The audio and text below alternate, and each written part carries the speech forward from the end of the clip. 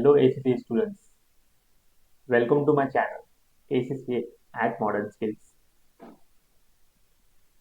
चलिए आज का सेशन स्टार्ट करते हैं। Today session will be basically on financial reporting. Financial reporting का डेमो सेशन रहेगा आज।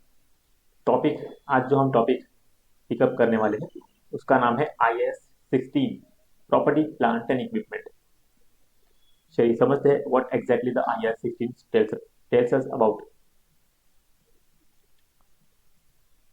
IAS 16 tells us how to account for long-term assets that for a business uses to earn money। So IAS 16 जो है वो long term assets के बारे में बात करता है, जो बिजनेसमैन यूज करते हैं उनके पैसा कमाने के लिए जो भी असेट यूज करते हैं जो कि लॉन्ग टर्म पर्पज के लिए होते हैं असेट्स, उनके बारे में, जैसे कि building, machineries and vehicles. Think of it like this. Imagine you are running a juice factory. You buy building for production, machines to squeeze oranges, delivery vans for delivery purpose, and office furniture to do some administrative staff active. These are not items you will sell tomorrow. ये ऐसी कोई चीजें है नहीं कि आप उसको कल जाके बेच दोगे, but you will use them for years and years just to run your business, just to earn money on business. So that's your property, plant and equipment. So criteria बहुत सिंपल है, आपको उनको बेचना नहीं है, just not to sell them. You are not willing to sell them because you want to use them in a business, just to earn money, just to do some business activities. So उनके लिए जो भी हम long term assets खरीद रहे हैं वो long term assets that will be called property, plant and equipment. So, the core idea behind IAS 16 is it actually explains when to recognize the something as a PPE, यानी कि हमें property plant and equipment को कब recognise करना चाहिए, कौन सी measurement technique होनी चाहिए, यानी कि कौन सी अमाउंट पे हमें उसको मेजर करना चाहिए एट कॉस्ट, कौन सी कॉस्ट होनी चाहिए involve, and how to account it for over time. जैसे टाइम टू टाइम हमें उसको किस तरह से अकाउंट करना चाहिए। The first is initial measurement, then it is something about cost, यानी कि measurement, initial measurement and then subsequent measurement. Year by year हमें उसको किस तरह से हमें रिकॉग्नाइज करना चाहिए as a property plant and equipment. Just like a depreciation and revaluation, they are the two concepts while we have to consider it over a period of time। चलिए start करते हैं from the recognition criteria. Recognition का मतलब होता है when we do say this is the PPE, see exactly ये हमारी PPE है, यानी प्रॉपर्टी प्लांट एंड इक्विपमेंट है, हमारी एसेट है, वो हम कब रिकॉग्नाइज करेंगे कि this is the our PPE. So उसका रूल है, if an item is PPE तो हमारे पास दो कंडीशन होनी चाहिए। पीपीई है तो उसको दो कंडीशन के हमें ट्रैक करना है कि ये हमारी पीपीई है। If it is use for more than 1 year, अगर कोई हम असेट को हम यूज कर रहे हैं फॉर मोर देन 1 ईयर, 1 साल से ज्यादा के लिए यूज कर रहे हैं, and it brings future economic benefit, that means वो हेल्प कर रही है टू जनरेट इनकम। अगर ऐसी कोई चीज है जो हमने खरीदी है और उसको हम 1 साल से ज्यादा के लिए यूज करने वाले हैं, असेट खरीदी है जिसको हम 1 साल से ज्यादा यूज करने वाले हैं, and it will be generating income for me, उसके यूसेज से हमारी इनकम जनरेट होने वाली, यानी कि हमें फ्यूचर में इकोनॉमिक बेनिफिट्स क्लियर कट दिखाई दे रहे हैं। So that at that point of time we will recognize it as a PPE, property, plant and equipment. For example, if you buy a juice making machine worth rupees 10 lakhs, use daily for production, आप उसको production के लिए use कर रहे हो, एक machine खरीदी है जो कि जूस बनाने वाली मशीन है, उसको आपने 10 लाख रुपए में खरीदा है, and you are using it for daily production, so that is your PPE. If you buy oranges, अब आपने ऑरेंजेस बाय किए, that is your inventory to sell, because आपका इंटेंशन क्या था, ऑरेंजेस को बेचना था। ऑरेंजेस को आप, ऑरेंजेस आपने खरीदे, उसको आप कन्वर्ट करोगे इन जूस, तो जूस निकालोगे उसका और उसके बाद उसको बेचने वाले हो, सो that is not your PPE because it has a characteristic of inventory, because you want to sell it, not to use for more than 1 year, ठीक है, so that's why it is not a PPE। if you buy a small office fan worth rupees 500, the amount is very insignificant, very so बहुत ही मामूली amount है, बहुत ही insignificant amount है, इसको आपको expense बताना है, statement of profit and loss, you have to expense it off. In this statement of profit loss, because this is not giving you more than 1 year of benefit. कोई इसकी वजह से आपका जो ऑफिस में आपने पंखा लगाया है उसकी वजह से कोई आपको फ्यूचर में कोई इकोनॉमिक बेनिफिट नहीं मिलने वाले, उसकी वजह से कोई आपका बिजनेस ग्रो नहीं होने वाला कि हाँ बिजनेस ग्रो हो गया, that doesn't matter.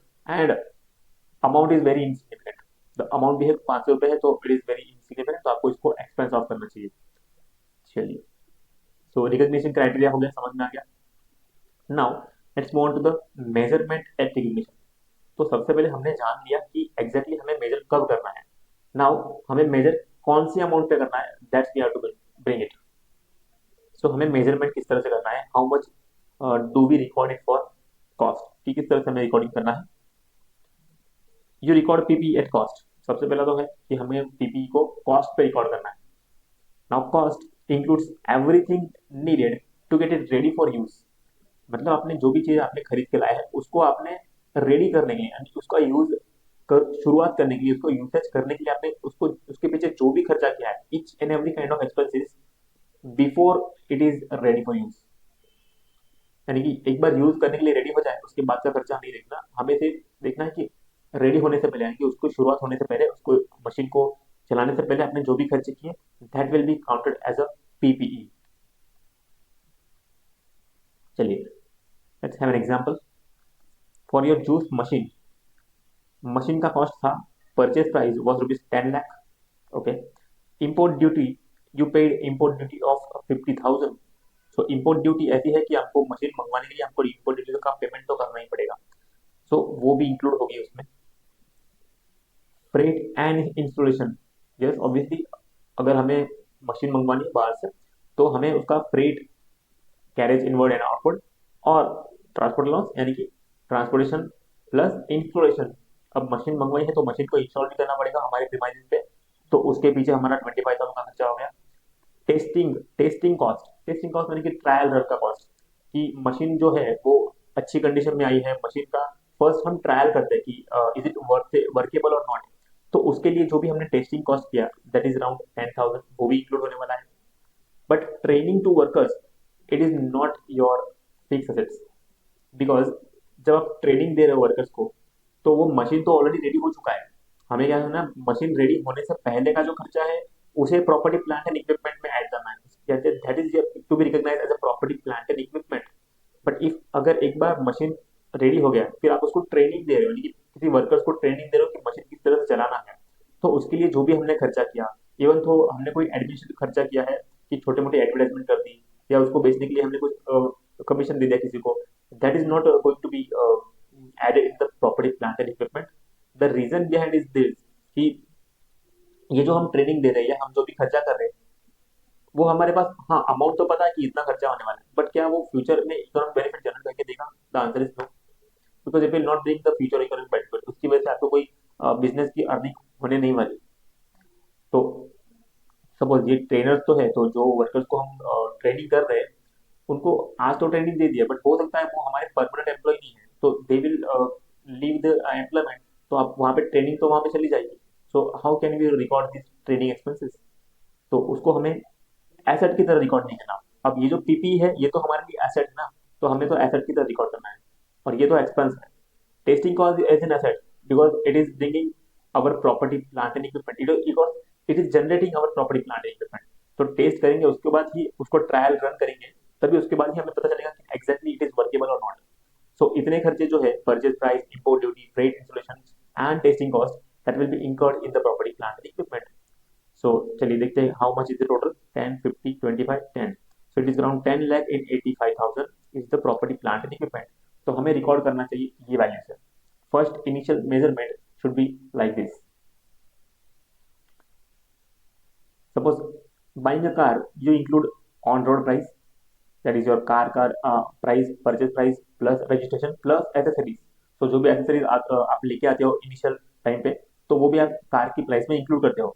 But what about the driving licence, अब आपने कार सीखने के लिए ड्राइविंग लाइसेंस यानी कि ड्राइविंग स्कूल ज्वाइन किया, तो वहां से आपने कुछ सीखा कि कार कैसे ड्राइव करनी है, तो क्या वो आपकी फ्यूचर इकोनॉमिक बेनिफिट जनरेट कर पाएगा, आंसर इज नो। हाँ आपने सीख लिया, स्किल सीख ली है, बट क्या वो आपकी कार की एसेट बढ़ा रहा है, क्या कार की वैल्यू बढ़ रही है उसकी वजह से, ना। आपका नॉलेज बढ़ रहा है, कार की वैल्यू नहीं बढ़ रही, ठीक है। तो कार की वैल्यू बढ़नी चाहिए, इससे कार की वैल्यू बढ़ी। यस, ऑब्वियसली आपने ऑब्वियसली कार के पीछे खर्चा किया है तो कार की वैल्यू है इसमें। तो इतने खर्चे हैं, वो कार की वैल्यू बढ़ा रहे हैं, लेकिन ये जो टेस्टिंग, ये जो ट्रेनिंग वर्कर्स का ट्रेनिंग दे रहा है, ये खर्चा नहीं है। तो ये खर्चा जो है वो प्रॉपर्टी प्लांट एंड इक्विपमेंट कभी नहीं माना जाएगा। It will be expense of to the statement of profit and loss. चलिए, now let's talk about the depreciation. Depreciation का मतलब होता है यूजिंग इट ओवर टाइम। जैसे जैसे आप असेट को यूज करते जाते हैं, वैसे वैसे मशीन का जो है ना, जो डेप्रिसिएशन हो जाता है। डेप्रिसिएशन का मतलब value reduction. It is reducing the value over a period of time. Depreciation is the wear and tear or usage of property, plant and equipment over its useful life. देखो, बहुत सारे terms आपको समझने होंगे। What is wear and tear? जैसे हम उसको use करते जाते हैं, या उसे यूसेज भी कहते हैं। We can say usage of the property, plant equipment over its useful life. Over its useful life, that means it has some specific fixed useful life। कि कोई एसेट है, तो लेट्स सपोज आपका लैपटॉप है, तो आपका लैपटॉप जो है उसकी कोई स्पेसिफिक यूजफुल लाइफ है, लेट्स सपोज 10 ईयर्स और से 20 years, what ever the useful life is. तो उस यूजफुल लाइफ के दौरान आपने उस लैपटॉप को यूज किया, आपने उसको लैपटॉप को यूज किया, जैसे जैसे यूज करते जाओगे तो उसकी मार्केट में वैल्यू जो है वो कम हो जाएगी बाय डेफिनेटली। वैसे ही हम सिमिलरली कंसेप्ट देखें, जैसे हमने जूस मशीन लिया था, तो जो जूस मशीन है, जैसे जब आप प्रोडक्शन स्टार्ट करोगे वैसे वैसे मशीन का जो वियर एंड टियर यानी जो repair and running and maintenance cost लगेगा, तो उसकी वजह से मशीन का जो प्रोडक्शन कैपेसिटी है वो डाउन हो सकता है धीरे धीरे करके, not at the exactly at the same time, but वो ग्रेजुअली वो डिक्लाइन होगा। सो उसे कहते हैं reduction in value and that is called a depreciation. चलिए, रियल लाइफ की एनालॉजी के साथ हमको कंपेयर करते हैं। Your mobile phone, you bought it for 60,000. After 3 years, it was maybe only 15,000. So you have used up to 45,000 worth of value. So आपने 45,000 का mobile use किया, ऐसा हम मान सकते हैं। 3 साल बाद आप मोबाइल बेचोगे आपका, तो क्या वो सेम वैल्यू दे पाएगा? The answer is no, because it will be reduced because of the usage. तो यूसेज की वजह से जो भी हमारी वैल्यू रिड्यूस हो रही है, एसेट की वैल्यू जो रिड्यूस हो रही है, उसे कहते हैं डेप्रिसिएशन। सो 45,000 जो है वो 3 साल का डेप्रिसिएशन है। सपोज एग्जाम्पल आपको दिया है, जूस मशीन का हमने वैल्यू दिया था 10,85,000, useful life is 10 years, residual value is 85,000। Now the residual value is something like कि हम उसको स्क्रैप करने वाले हैं। It may not be worthable to use after some point of time, that is your useful life. जैसे ही उसकी useful life खत्म हो जाएगी, फिर जो 85,000 रुपीज बचेगा ना, तो बची हुई कीमत है रेसिडुअल वैल्यू। इसका मतलब होता है कि बची कुची हुई रकम जो आप उसको स्क्रैप ही करने वाले हो, या तो उसको ऐसा बेच नहीं सकते, इस वैल्यू के बाद उसको आप बेच नहीं सकते, तो ऐसी वैल्यू है जिसमें आप इसको बेचने जाओगे, तो दैट विल बी स्क्रैपेबल, और सेल कर पाओगे तो इतना रुपए ही मिलेगा आपको, that is your residual value. तो चलो, डेप्रिसिएशन अगर आपको काउंट करना है, तो डेप्रिसिएशन के लिए सबसे पहले आपको ढूंढना है कि एग्जैक्टली डेप्रिसिएशन क्या होता है, कि हमने पूरे साल 10 साल तक हमने कितना, जो भी ईयर ऑन ईयर है, वो हमने 10 साल में इतना यूज करने वाले हैं, तो हम कितना यूज करने वाले हैं, we have to find out the usage. तो यूसेज के लिए हमारे पास 10,85,000 रुपीज था, हमको इसको यूज करना है। लेकिन क्या जो 85,000 है, क्या हम उसको यूज कर पाएंगे? The answer is no. 85,000 की वैल्यू के बाद हम उसको या तो स्क्रैप कर देंगे या तो बेच देंगे। We will not use that machine after the useful life completes. So 85,000 वो वैल्यू है, वो 10 साल की बाद की वैल्यू है। तो हम क्या करेंगे, हम यूसेज फाइंड करेंगे कि exactly what's the usage is. So हमें पता चला कि 10,85,000, उसमें से 85,000 तो हम यूज नहीं करने वाले ना, that is not usable life. So what will be the usage? Exactly 10 lakh rupees. Now these 10 lakh rupees we will use over a period of 10 years. This is the useful life. So हम इसको 10 साल तक के लिए use करेंगे, तो पर year का कितना कॉस्ट होगा, and that is your depreciation.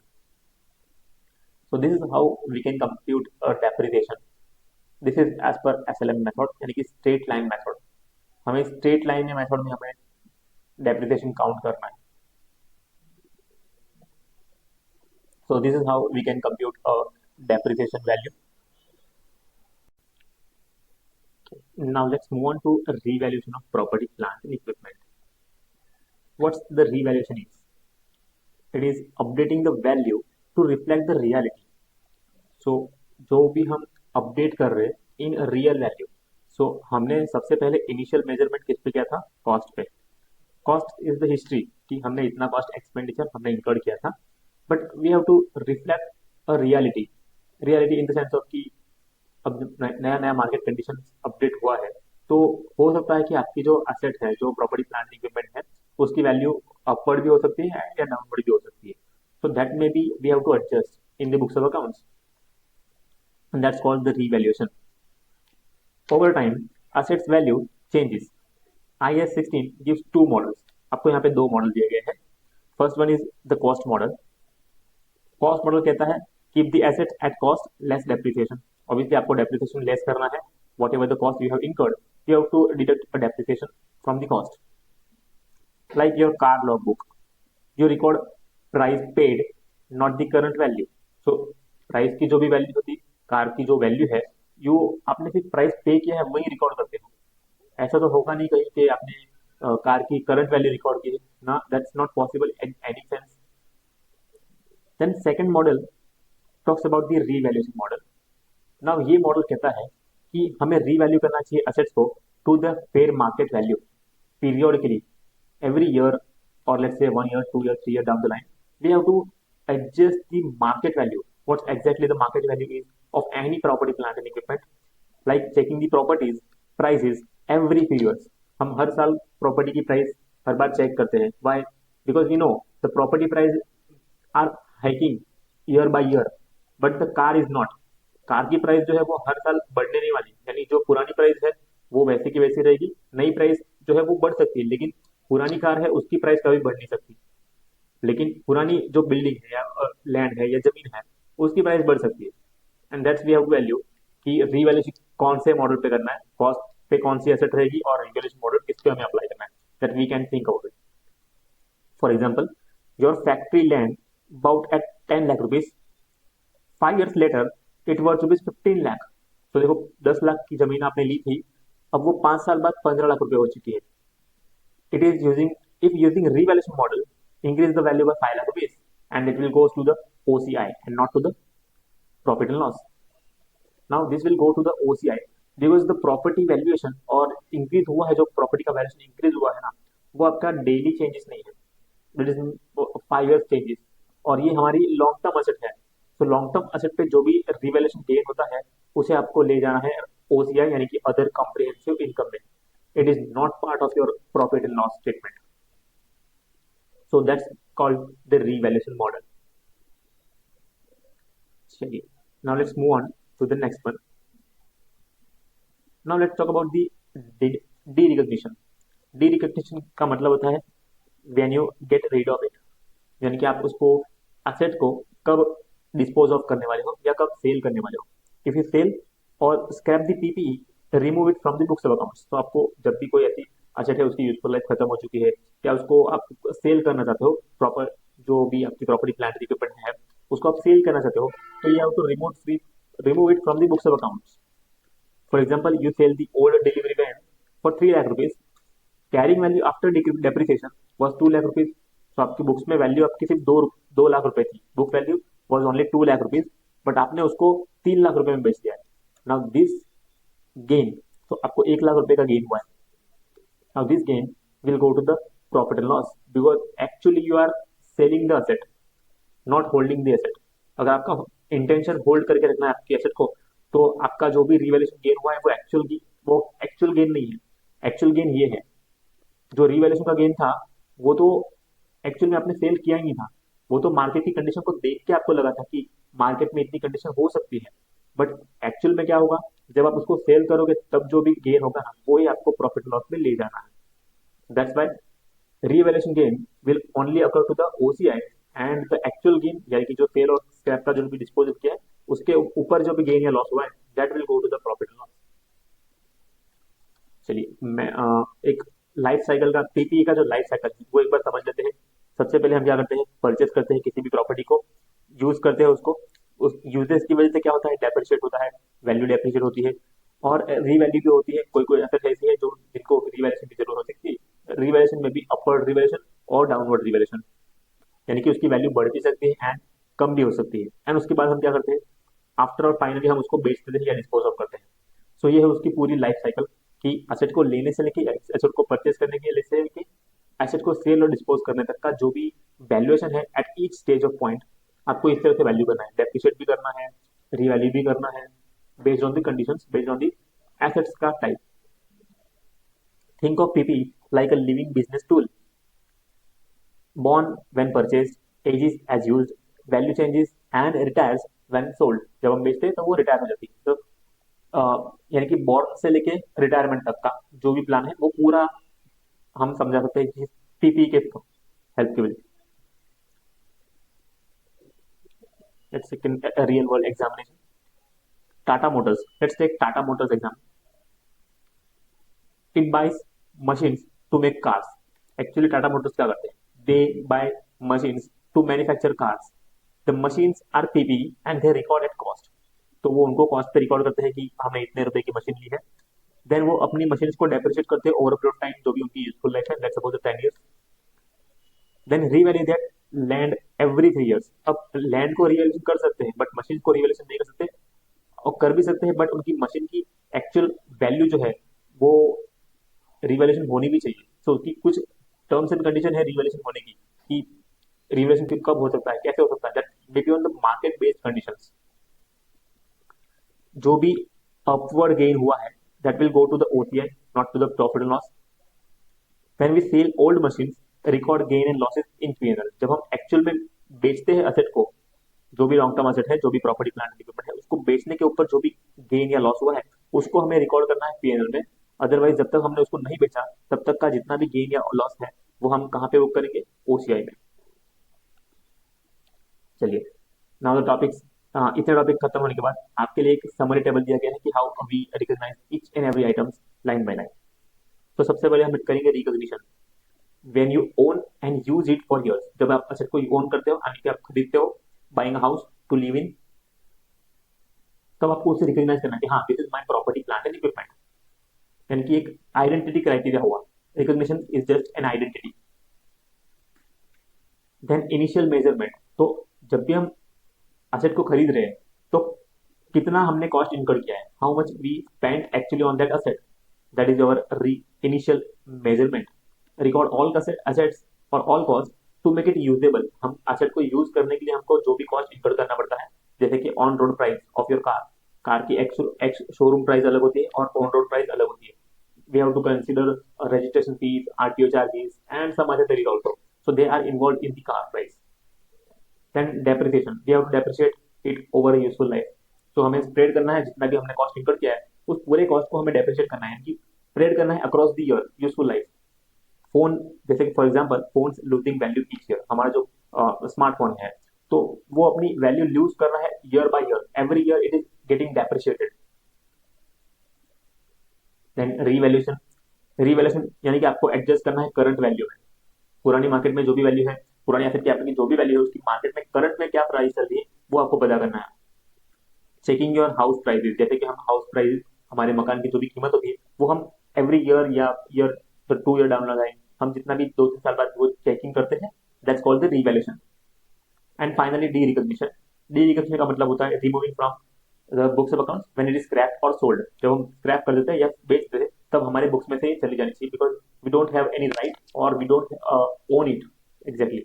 So selling your old car is the example कि हम डी रिकॉग्निशन करते हैं. तो चलिए, कुछ अदर एरियाज भी है जहां पे आपको और फोकस करना चाहिए इन दी IAS 16 जो कि PPE के बारे में बात करता है. चलिए, कुछ अदर एरियाज भी हम कवर करते हैं जिसमें है कंपोनेंट अकाउंटिंग. कंपोनेंट का मतलब होता है मेजर पार्ट्स. कुछ major parts of the machineries. जो भी हम असेट ले रहे हैं, जो हमारी प्रॉपर्टी प्लांट इक्विपमेंट है, उसके कुछ मेजर पार्ट्स होंगे. जैसे फॉर एग्जाम्पल एरोप्लेन.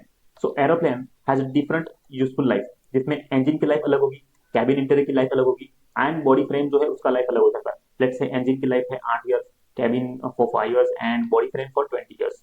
तो अलग अलग डिफरेंट यूजफुल लाइफ है अलग अलग मेजर पार्ट्स की.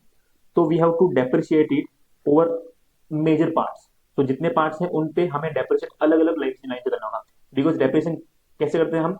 यूजफुल लाइफ को ध्यान में रखते हुए करते हैं. अब पूरे के पूरे एरोप्लेन पे हम 20 ईयर्स की लाइफ लाइन नहीं यूज कर सकते, because we have to change the engine every 8 year. We have to change cabin interior every 5 year. तो इसका जो भी कॉस्ट होगा वो हमें सेपरेटली अलग से रिकॉर्ड करना पड़ेगा, एंड उसका डेप्रिसिएशन भी अलग से होगा, and then only then we can depreciate each year component, each major component. So now depreciate each part separately, and when you replace the engine, de-recognize the old part. So obviously बात है, जब हम 5 साल, जैसे suppose ये 5 साल हम clear कर लिए ना, 5 साल के बाद क्या होगा कि हमें पूरा का पूरा इंटीरियर, जो कैबिन इंटीरियर है वो चेंज करना पड़ेगा. सो 5 साल पहले जो भी कॉस्ट हमने इंकर किया था उसको हम डी रिकॉग्नाइज करेंगे, ऑब्वियसली हम डेप्रिशिएट करेंगे ईयर बाय ईयर. तो डेप्रिसिएशन की वजह से 5 साल का जो भी कॉस्ट होगा वो अब जाके जीरो हो चुका होगा. नाउ आफ्टर 5 years हम नया एक और खर्चा करेंगे, जो भी suppose let's say we assume we are going to incur 5 lakh rupees on interior, cabin interior. So 5 lakh रुपए का जो खर्चा है, अब हमें पता है कि ये भी खर्चा जो है वो हमें अगले 5 साल के बाद करना पड़ेगा वापस. So we will depreciate it over a period of 5 years. So 1 year, so 1 lakh rupees per year का हम डेप्रिशिएट करेंगे. So this is how we can compute the depreciation on component accounting, and this is the exactly component accounting is कि हमें हर एक major parts पे अलग से depreciate करना है. Like replacing your laptop battery but keeping the same laptop shell. Obviously जब आपकी लैपटॉप की बैटरी खत्म होती है तो you just replace the battery and not the laptop. Now let's move on. Major inspection or overhauls. Overhauls. Some assets need regular major servicing. So कुछ asset ऐसी होती है जिनको रेगुलरली आपको सर्विस करना चाहिए, major services, to keep them running. So उनको running करने के लिए उनको मेजर इंस्पेक्शन कॉस्ट इनकर करना पड़ सकता है. The cost of each inspection is capitalize. जितना भी हम कॉस्ट इनकर करते हैं on the inspection that will be capitalize, यानी कि हमको उसको पीपी में ऐड करना है. And the old inspection cost will be written off. पुराना कॉस्ट जो हो चुका है उसको हमें राइट ऑफ करना है अगर कुछ भी कॉस्ट का कंपोनेंट पड़ा हुआ है बिफोर. ऑब्वियसली वो तो डेप्रिशिएट होता ही है. तो जैसे डेप्रिशिएट होने से पहले अगर कुछ भी कंपोनेंट का वो पड़ा हुआ है, यानी कि जो उसका बैलेंस पड़ा हुआ है, तो we have to written off it. Like depreciation is just written off the old assets cost. For example, a ship requires inspection every 4 years. हर 4 साल में उनको इंस्पेक्शन कॉस्ट इनकर करना पड़ता है, और वो है 2 लाख रुपए का. हर 4 साल में 2 लाख रुपए वो कॉस्ट इनकर करते हैं. तो नया जो 2 लाख रुपए हमने इनकर किया होगा, we have to add to the PPE. And जो पुराना वाला कॉस्ट पड़ा होगा, यानी पुराना हमने जो 4 लाख रुपए खर्चा किया था, वो हमें रिकॉग्नाइज, डी रिकॉग्नाइज करना है, वो हमें रिमूव करना है from our books of accounts. That's exactly the inspection cost is. चलिए बात करते हैं सेल्फ कंस्ट्रक्टेड असेट्स. नाम से पता चला होगा कि सेल्फ कंस्ट्रक्टेड असेट है ये. इसका मतलब हमने खुद ही बनाई है. Construction its own factory building. हम हमारी खुद की बिल्डिंग हम खुद ही बना रहे हैं. Like company builds own its PP, its own PP. It includes direct cost जिसमें materials and labour will be involve. Includes attributable overheads, कुछ अलग खर्चे लग सकते हैं जो कि इनडायरेक्टली उस बिल्डिंग के ऊपर लगे हुए हैं. एंड एबनॉर्मल वेस्टेज और इनएफिशिएंसीज. एबनॉर्मल वेस्टेज यानी कि कुछ ऐसे वेस्टेजेस जो आउट ऑफ द बियॉन्ड है, बियॉन्ड एक्सपेक्टेशन है, या कुछ मिस्टेक्स हैं, उनको हमें एक्सक्लूड करना है. Why need to exclude? Because हमने ये सोचा नहीं था कि एग्जैक्टली इतना खर्चा होगा. हमने सोचा था कि नॉर्मल वेस्टेज हो सकता है. चलो नॉर्मल वेस्टेज है, सीमेंट हमने यूज किया, तो सीमेंट हमने जो भी यूज किया है उसमें नॉर्मली वेस्टेज होता है लगभग 2% या 5% में भी the normal wastage. But what is कि सीमेंट कहीं पे बर्बाद हो गया, या कहीं पे मिस्टेक, किसी की मिस्टेक की वजह से बहुत सारा सीमेंट जो है वो हमारा बर्बाद हो गया, तो उसको हमें एक्सक्लूड करना है. बिकॉज वो एक्चुअल में वो स्क्रैप हो चुका है, उसको हम एग्जैक्टली पीपी में इन्वॉल्व नहीं कर रहे, बिकॉज हमने उसको यूज ही नहीं किया पीपी के अंदर. तो जब हम पीपी में इन्वॉल्व नहीं कर रहे, यूज नहीं कर रहे, तो इस वजह से इसको एक्सक्लूड करना है. लेकिन डायरेक्ट कॉस्ट जो भी मटेरियल हमने यूज किया उसको तो हमें इंक्लूड करना ही पड़ेगा. एट्रीब्यूटेबल ओवरहेड्स को भी हमें इंक्लूड करना है, बिकॉज वी हैव टू इंकर सम एक्सपेंडिचर जो कि डायरेक्टली इंकर नहीं कर रहे थे, but indirectly they are incurring, like electricity या मशीन्स का repair and maintenance, they may be there. For example, building your own house, you count bricks and cement cost. आप अपने ब्रिक्स और सीमेंट का कॉस्ट काउंट कर सकते हैं, but not your mistake. आप मिस्टेक का काउंट नहीं कर सकते ना, बिकॉज कितनी मिस्टेक की, कितने मिस्टेक की, कितने रुपए की मिस्टेक हो, ये हमें कभी हम काउंट नहीं कर सकते. बट ब्रिक्स एंड सीमेंट कितना मटेरियल यूज हुआ वो हम काउंट कर सकते हैं. तो जितना काउंट कर सकते हैं उतना ही हमें इंक्लूड करना है in our PPE. Now dismantling and restoration cost. So what exactly the dismantling and restoration cost is? देखो, क्या होता है कि जब भी हम डिसमेंटलिंग यानी कि कुछ ऐसी साइट प्रिपरेशन कर रहे हैं जहाँ पे हम सपोज कोल माइनिंग कर रहे हैं या ऑयल माइनिंग कर रहे हैं, let's suppose we are in the oil manufacturing, तो ऑयल की माइनिंग कर रहे हैं, माइनिंग फ्रॉम दी लैंड और फ्रॉम दी सी। सो समंदर में से या जमीन में से हम ऑयल की खदान के बाहर निकाल ऑयल एक्सट्रैक्ट करने की एक्टिविटी कर रहे हैं। तो उस केस में ना हमें यानी कि गवर्नमेंट से अप्रूवल लेना पड़ता है कि हम ये चीज करना चाहते हैं। तो गवर्नमेंट हमें अप्रूवल देगी बेस्ड ऑन द कंडीशन कि आपको जो भी ऑयल एक्सट्रैक्शन एक्टिविटी है वो खत्म होने के बाद ना वो जो साइट है यानी कि जो लैंड है या समंदर है जो सी है उसका जो भी एरिया है ना वो आपको वापस से क्लीन अप करना पड़ेगा। Now that clean up cost is the restoration cost. आपको जमीन जो भी वहाँ का एरिया है वहाँ की जो साइट है वो वापस से वैसा रिस्टोर करना पड़ेगा जैसी वो पहले थी before your activities. So that's called dismantling and restoration cost. If you must restore the site eight the end of the assets useful life, asset की लाइफ यूज होने के बाद एसेट आपने यूज किया और उसको आपकी एक्चुअली जो एक्टिविटी है वो खत्म हो गई, उसके बाद आपको उसको रिस्टोर करना पड़ सकता है। So that means you have to estimate the future cost now. अभी आपको फ्यूचर का कॉस्ट डिसाइड करना पड़ेगा कि सपोज मैं 5 साल बाद अपनी सारी एक्टिविटी खत्म कर दूंगा, तो 5 साल बाद मुझे उस साइट को वापस से रिस्टोर करना पड़ेगा क्योंकि मैंने गवर्नमेंट को प्रॉमिस किया था और उन्होंने उसी कंडीशन पे मुझे लाइसेंस दिया है कि मैं ये जो साइट है वो पूरी तरीके से क्लीन अप करूंगा, रिस्टोर कर दूंगा एज इट इज पहले जैसी थी वैसा। तो उसके लिए जो 5 साल बाद मुझे जो खर्चा करना है उसकी कॉस्ट अभी कितनी है वो मुझे डिसाइड करना है। And that creates a provision यानी कि लायबिलिटी क्रिएट करनी है आपको, फ्यूचर लायबिलिटी जो कि IAS 37 से कनेक्टेड है। You have to make provision for the outstanding liability जो कि फ्यूचर में होने वाली है। For example an oil company install a rig in the sea, यानी कि आपने ड्रिलिंग मशीन रखा है समंदर में। At the end it must remove the rig and clean the sea area. आपको जो भी सी का एरिया था ऑयल एक्सट्रैक्शन होने के बाद आपको वो एरिया वापस से क्लीन अप करना पड़ेगा। सो उसका आपको कॉस्ट एस्टिमेट करना पड़ेगा कि 50 लाख है, जो कि डिस्काउंटेड होगा। डिस्काउंटेड का मतलब होता है फ्यूचर वैल्यू को आपको डिस्काउंट करना। It is a concept in financial management. ठीक है, फाइनेंशियल मैनेजमेंट का कंसेप्ट है टाइम वैल्यू ऑफ मनी के लिए। सो फ्यूचर में सपोज आपको 70 लाख इनकर्ड करने हैं, लेकिन वो जो 70 लाख वो फ्यूचर के हैं। अभी कितना अभी उसका कितना कॉस्ट होगा, ऑब्वियसली फ्यूचर के से ज्यादा होगा या कम होगा, obviously it will not be. तो फ्यूचर में जो भी हम कॉस्ट इनकर्ड करने वाले हैं, लेट्स सपोज उसका कॉस्ट है 70 लेकिन अभी उसका कॉस्ट ना 50 लाख है, तो we have to make it 50 lakh का प्रोविजन। बिकॉज अभी हमें लग रहा है कि 50 लाख रुपए हमें खर्च करने पड़ सकते हैं, तो अगले साल फिर और ये एस्टिमेशन चेंज हो जाएगा। सो ये एस्टिमेशन है, ये कोई एक्चुअल नहीं है, एस्टिमेशन है, यानी कि आप एस्टिमेट लगा सकते हो कि एग्जैक्टली हमें कितना खर्चा करना पड़ सकता है। Add cost to the assets plus create a provision. So आपको क्या करना है, डबल एंट्री के हिसाब से आपको एक एंट्री करनी है कि आपको एक तो एसेट की वैल्यू ऐड करनी है, बिकॉज वी हैव टू इंकर, क्योंकि हम वो एसेट को यूज तभी कर पा रहे हैं जब हम एग्जैक्टली एक्टिविटीज कर रहे हैं, और एक्टिविटीज करने के बाद हमें उसको रिस्टोर भी करना है। तो रिस्टोर करने की वजह से ना हमें क्या करना होगा, एसेट की वैल्यू बढ़ानी पड़ेगी। एसेट बढ़ेगी, asset will be debited to provision, to provision for dismantling activities या रिस्टोरेशन कॉस्ट। सो हमें उसका प्रोविजन रखना पड़ेगा, लायबिलिटी फ्यूचर की लायबिलिटी अभी से हमने क्रिएट करनी पड़ेगी, and that's your dismantling and restoration cost is. चलिए next move on to the fifth, subsequent expenditure, capital versus revenue.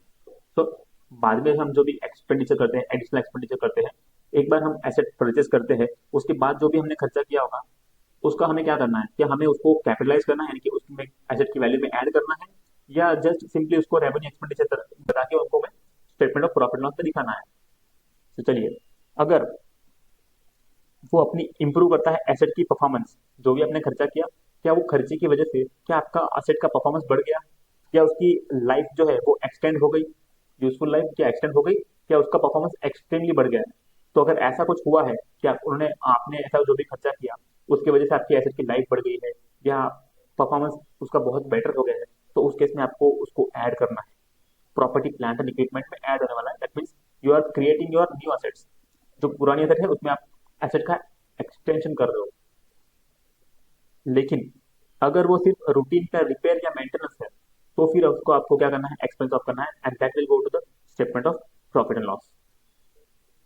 Simple, यानी कि अगर आप इंजन को रिप्लेस करते हो तो कैपिटलाइज करना है, लेकिन ऑयल चेंज करते हो, इंजन में ऑयल चेंज करते हो तो oil change is just an expense to you. तो उसको आपको एक्सपेंस बताना है, एसओपीएल में जाएगा वो। तो थंब रूल क्या कहता है? थंब रूल कहता है कि enhancement equal to asset creation and maintenance equal to expense. So अगर आपने कुछ एनहांस किया है तो आपने एसेट की वैल्यू बढ़ाई है, लेकिन आपने एसेट की वैल्यू नहीं बढ़ाई, सिर्फ ऑयल चेंज करने से एसेट की वैल्यू नहीं बढ़ने वाली। सो oil change is just a maintenance. तो अगर मेंटेनेंस है तो आपको उसको एक्सपेंसेस ऑफ करना है। चलिए, चलिए नाउ रीवैल्यूएशन मॉडल। चलिए देखते हैं कि exactly how revaluation model works. चलिए रीवैल्यूएशन की बात करते हैं कि एग्जैक्टली रीवैल्यूएशन क्या होता है। कि जैसे मैंने पहले बताया आपको कि कोई भी एसेट की जो कॉस्ट वैल्यू है, suppose what ever the cost is, so suppose cost है उसका 5 लाख रुपीज, एंड रीवैल्यूएशन का मतलब होता है उसकी वैल्यू आपने अपडेट की है। So what ever value you have updated, let's suppose after the 3 years, 3 साल के बाद उसकी वैल्यू जो है वो जो है सपोज की उसकी वैल्यू 7 लाख रुपए हो चुकी है ना। 7 लाख की वैल्यू हो चुकी है, इसका मतलब आपको 2 लाख का प्रॉफिट हुआ है, तो that's is the revaluation gain. लेकिन ये जो 2 लाख रुपए है ये आपने अभी तक रियलाइज नहीं करवाया है। रियलाइजिंग का मतलब उसको कैश में कन्वर्ट नहीं किया है। You have unrealized gain. Unrealize यानी कि आपको उसमें कन्वर्ट नहीं करके दिया कैश में। यू हैव जस्ट एस्टिमेटेड है कि this is the actual gain that should be happen when you sell the assets, but you didn't sold the asset. तो इसका जो भी गेन होगा that will goes to the OCI, that you already know कि OCI में जाएगा वो surplus जो भी होगा रिलेशन का सरप्लस। अगर इंक्रीज होता है, इंक्रीज का मतलब एसेट की वैल्यू इंक्रीज हो रही है, तो OCI will be affected, not the profit and loss. But if the decrease will happen, the PNL will affect.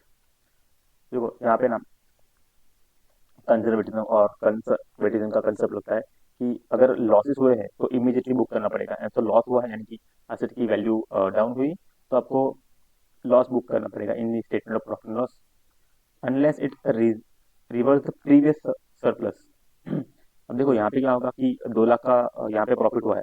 अब सपोज अगले साल 3 लाख, सपोज अगले साल 1 लाख रुपए का हमें लॉस हो गया, यानी कि 1 लाख रुपए की हमें जो उसकी वैल्यू है वो डाउन हो गई।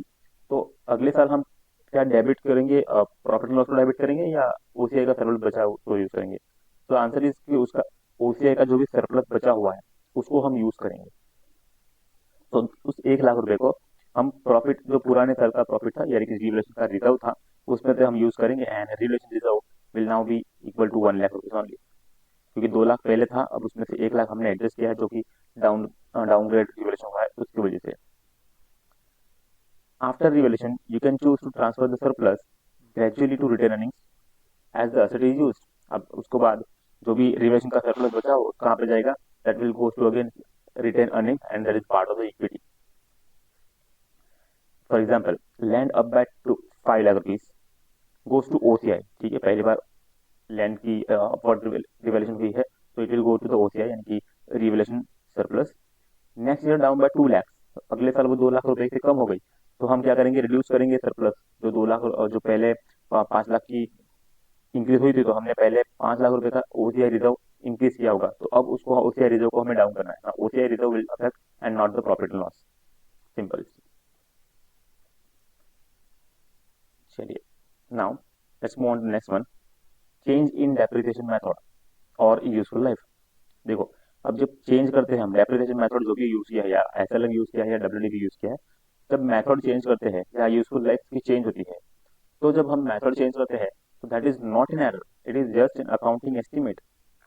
डेप्रिसिएशन मेथड या यूजफुल लाइफ जो है वो हम एस्टिमेट करते हैं, ये कोई एक्चुअल है नहीं या कोई एरर भी नहीं है। It is just a changes in accounting estimate, जिसको हमें ट्रीट करना है एज पर IAS 8 के हिसाब से। Change accounting estimate, accounting policies and errors. तो उस IAS के हिसाब से हमें इसको चेंज करना है, but they are not errors, तो हमारा एस्टिमेट चेंज हुआ है, ना कि कोई पॉलिसी चेंज नहीं हुई। If you find a machine will now last 12 years instead of 10 years, adjust the prospectively from the year onward। इसी साल से हम स्टार्ट करेंगे कि अगले साल के लिए जो भी होगा वो हम प्रोपोर्शनली अभी से स्टार्ट करेंगे, कि जो भी पुराने साल का हो उसको हम अफेक्ट नहीं करेंगे। प्रोस्पेक्टिवली का मतलब होता है कि अभी से, यानी कि एज ऑफ नाउ जब हमें पता चला कि एस्टिमेट में चेंज है, तब से हम उसको रिवेशन करेंगे। तो this will be the change in estimate only and not in accounting policy. चलिए, आइडल एसेट्स और fully depreciated asset. Idle asset का मतलब होता है कि आपको ऐसा एसेट है हमने इसको यूज ही नहीं किया, इट इज आइडल पड़ा हुआ, ठीक है। Even if an idle asset you keep depreciating it until it is fully depreciated, यानी कि जब तक वो पूरा का पूरा डेप्रिशिएट ना हो जाए, उसकी वैल्यू जीरो ना हो जाए, तब तक आपको उसको डेप्रिशिएट करना है every year, even if you don't use that, unless it's held for sale. और अंडर IFRS 5 में आपको बताएगा कि अगर आपने उसको सेलिंग के लिए रखा है तो ठीक है, तो आप डेप्रिशिएट नहीं करोगे, क्योंकि जो भी एसेट आपने रखी है for sale, held for sale रखी है, तो फिर आप उसको डेप्रिशिएट नहीं करना। अदरवाइज रेडी फॉर यूज है तो आपको डेप्रिशिएट करना पड़ेगा, यानी कि आपका यूसेज कितना हुआ क्या हुआ that doesn't matter, asset should be ready for use और ready to use, asset should be ready to use, तब जाके डेप्रिशिएट होता है, अदरवाइज डेप्रिसिएशन नहीं होगा। सेलिंग के लिए रखा है तो बिल्कुल डेप्रिशिएट नहीं होगा, रेडी टू यूज होना चाहिए। फिर आपने एक्चुअल में उसका यूज किया या नहीं किया that doesn't matter, if the asset is ready to use, ready for intended use, then it should be depreciated. चलिए next one, exchange of assets.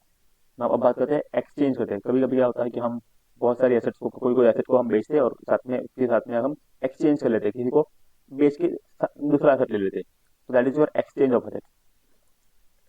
If you acquire PP by exchanging another assets, measure हमें करना है fair value पे। Now fair value is the market value, कि अब if the transaction has commercial substance and value can be reliably measured.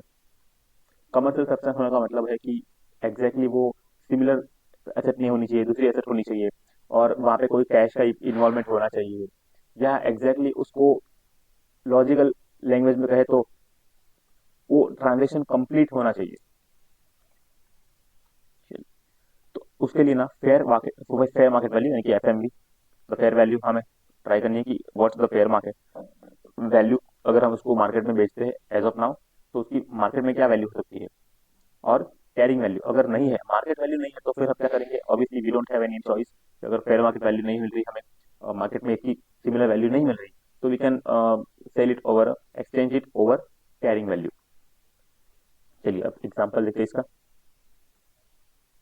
Exchange old machine for new one, if fair value are known, use the fair value basis. अगर आपको बस fair value पता है तो आप fair value use करो, अगर नहीं पता तो फिर आपकी जो भी बुक वैल्यू है वो लो।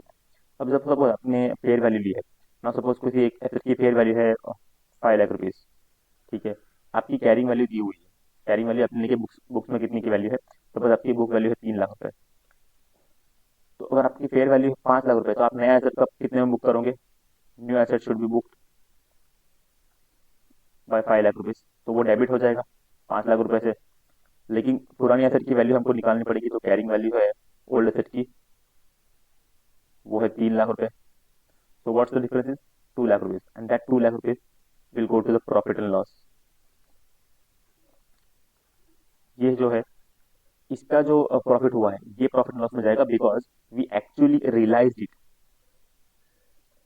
तो रियलाइज कर पाए ना हम, बिकॉज हमने अब एसेट को बेच ही दिया है। जब एसेट को बेच दिया है तो इसका कोई भी गेन जो है वो अनरियलाइज नहीं कह पाएगा, कि वो अनरियलाइज नहीं रह पाएगा, बिकॉज हमने उसको कैश में कन्वर्ट कर ही दिया है। Actually we received 5 lakh rupees या 3 लाख रुपीज को हमने निकाल दिया और नए 5 लाख रुपए के लेके आए। अब इसमें ये भी हो सकता है कि हमने 5 लाख की एसेट लेके आए, तो 3 लाख, 3 लाख की हमने एसेट दी, तो हो सकता है कि फेयर वैल्यू उसकी 5 लाख है, तो हम सामने वाला उसको एक्सेप्ट नहीं कर रहा, तो you might have to involve to give cash. तो सपोज हमने अगर कैश लिया है, 1 लाख रुपए का हमने कैश दिया है, तो फिर हम कहेंगे हाँ 1 लाख रुपए का हमको प्रॉफिट हुआ है। अगर 2 लाख का कैश दिया तो फिर इस केस में कोई भी प्रॉफिट या कोई भी लॉस नहीं है, बिकॉज 2 लाख का हमने कैश दिया प्लस 3 लाख की पुरानी एसेट दी है, और नई एसेट कितने में आई, 5 लाख में, तो that exactly matches with the inflow plus outflow. तो इस केस में कोई भी प्रॉफिट नहीं होगा अगर ऐसा कोई केस है तो, ठीक है। सो चलिए next one, disclosure requirements in notes to accounts. तो आपको पता है कि फाइनेंशियल रिपोर्टिंग में हमें नोट्स टू अकाउंट्स बनाने होते हैं, नोट्स टू अकाउंट्स, तो उसमें हमें कुछ डिस्क्लोज करनी पड़ती है, कुछ रिक्वायरमेंट है। Each and every type of IS या IFRS में हमें डिस्क्लोज करना पड़ता है each and every type of transaction की, हमने क्या ट्रांजेक्शन किया है, just a history about the transaction की, इस ट्रांजेक्शन है तो जैसे जैसे कि PPE है तो उसका PPE का क्या हमने डिस्क्लोजर देना है, जैसे उसका मेथड क्या है, डेप्रिसिएशन का क्या मेथड है, किस पे हमने मेजर किया है, कॉस्ट पे मेजर किया है या रिवलेशन पे मेजर किया है। तो मेजरमेंट बेसिस हमें डिस्क्लोज करना है कॉस्ट या रिवलेशन। देन डेप्रिसिएशन का मेथड एंड उसके रेट्स, कौन से रेट्स यूज किए हैं, then reconciliation of opening and closing balances, कि हमने रिकंसाइल करना है, ओपनिंग बैलेंस कितना है, क्लोजिंग बैलेंस कितना है, how much we depreciate the asset, कहीं कुछ रिस्ट्रिक्शन है या प्लेज असेट्स है या कोई कमिटमेंट्स है, रिस्ट्रिक्शन इन फॉर्म ऑफ की एसेट को बेचने के ऊपर कुछ रिस्ट्रिक्शन है या नहीं, या कुछ खरीदने के ऊपर रिस्ट्रिक्शन है, या प्लेज असेट करके रखी है आपने, किसी कहीं पे गिरवी रख के रखी है, या कोई कमिटमेंट दिया है बैंकिंग को या किसी और को कमिटमेंट दिया है कि हम ये एसेट को इतने में बेचने वाले हैं या इतने में नहीं बेचेंगे, या ऐसा कुछ है, कोई कमिटमेंट दिया है related to PPE, then you have to disclose all the facts about the PPE in the notes to accounts. Think of this as the story of your machine. ठीक है, मैंने जैसे बताया आपको हिस्ट्री या स्टोरी बताने की, एग्जैक्टली क्या हुआ था, कैसे हुआ था, कब हुआ था, each and every fact we have to consider. लेकिन major fact, major fact are this as per the PPE. चलिए, सो दैट्स इट. सो पूरा कंसेप्ट, पूरा IAS 16 का जो भी कंसेप्ट है, प्रॉपर्टी प्लांट एंड इक्विपमेंट, वो पूरे कंसेप्ट मैंने यहाँ पे कवर किए हैं. And now let's move on to the practical questions. चलिए स्टार्ट करते हैं प्रैक्टिस क्वेश्चंस. सो ये जो प्रैक्टिस क्वेश्चन है ये आपके ACCA के एग्जाम का जो पेपर पैटर्न है उसको ध्यान में रख के ही बनाया गया है. Section A, B and C all are covered over here. चलिए स्टार्ट करते हैं सेक्शन A से, जो कि मेनली OTQs होंगे. तो मेनली OTQs, MCQs टाइप के क्वेश्चंस. चलिए first question, which of the following must be included in the initial cost of PPE as per IAS 16. सो वो पूछ रहे हैं कि कौन सी चीज़ इंक्लूड हो सकती है इनिशियल कॉस्ट में, यानी कि ये पूछ रहे हैं इनिशियल मेजरमेंट के बारे में. तो option is given as cost of routine repairs, cost of training staff to operate the assets, import duties and non-refundable purchase taxes, and last is advertisement cost related to launch of the new assets. What you suggest, guys?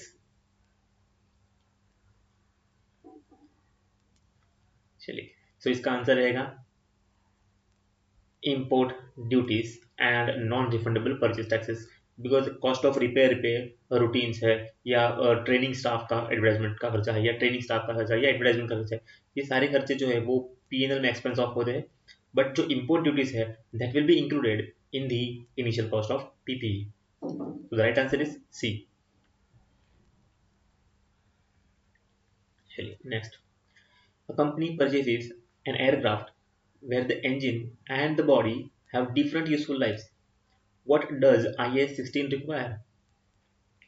चलिए option दिया आपको, depreciate the entire aircraft as a single unit, depreciate engine and body separately, charge engine replacement immediately due to profit and loss, or do not depreciate engine as they will be replaced soon.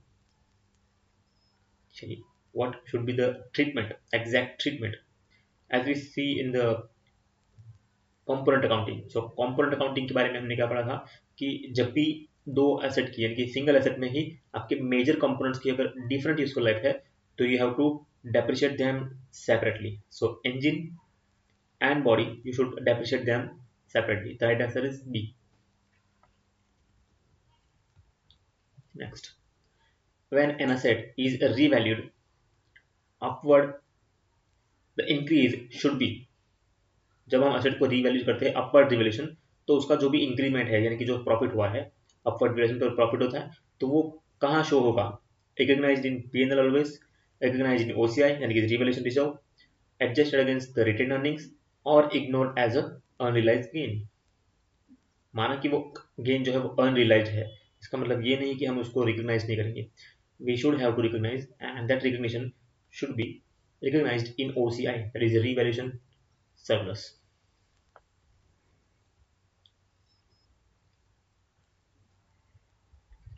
चलिए question number 4, an old machine with carrying amount of 80,000 is sold for 1,20,000. What is the accounting treatment? So इसका question ना, ये जो question है आपको मुझे comment box में reply करना है. ये क्वेश्चन का आंसर मैं आपके ऊपर छोड़ता हूँ. You suggest what should be the right answer. Old machine जिसकी कैरिंग अमाउंट 80,000 था, उनको अपने 1,20,000 में बेच दिया है. सो उसका ट्रीटमेंट क्या होगा? क्या 40,000 प्रॉफिट लॉस में दिखाया जाएगा या 40,000 का लॉस दिखाया जाएगा प्रॉफिट लॉस में, या 1,20,000 का गेन दिखाया जाएगा P&L में, या नो गेन और no loss recognized, how much and how should it be? So that's up to you.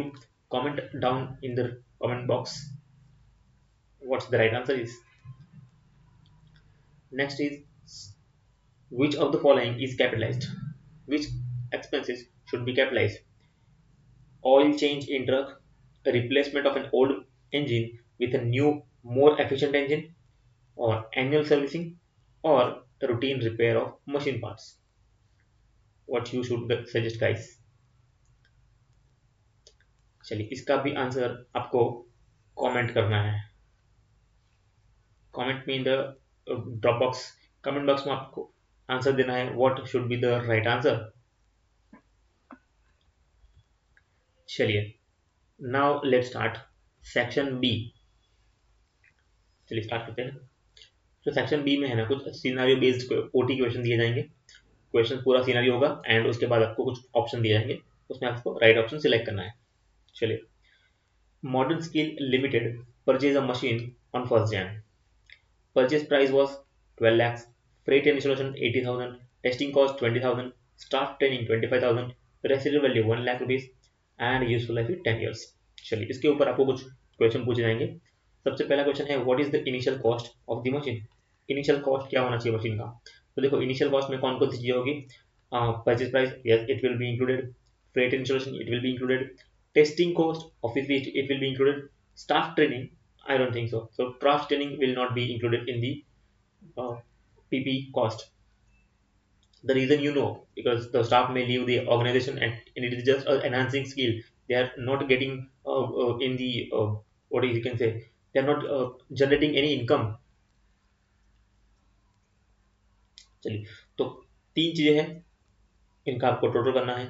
12 lakhs plus 80,000 plus 20,000, so that is around 13 lakh. So right answer is 13 lakh.